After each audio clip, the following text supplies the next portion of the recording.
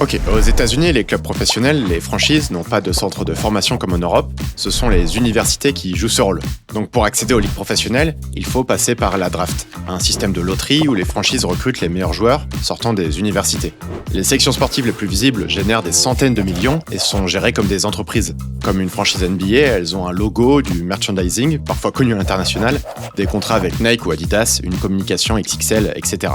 Tout ce sport universitaire est encadré par la NCAA, qui s'occupe des règles, de la gestion et des droits commerciaux des différents sports. C'est un peu la NBA ou la NFL des étudiants si vous voulez. Il y a 3 divisions, elles dépendent des ressources des universités, il y a aussi plusieurs conférences.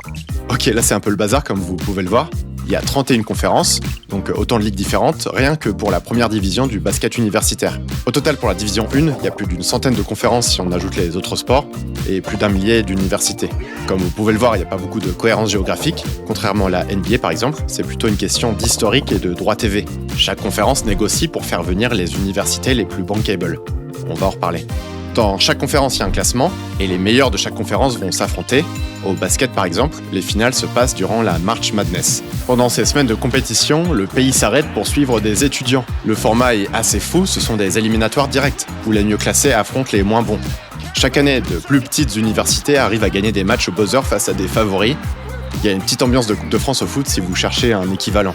Parmi les conférences les plus médiatisées, on retrouve la SEC, qui a une influence moyenne supérieure à la NFL, ou encore la Big Ten Conference, qui elle aussi a signé des contrats à plusieurs centaines de millions de droits de diffusion.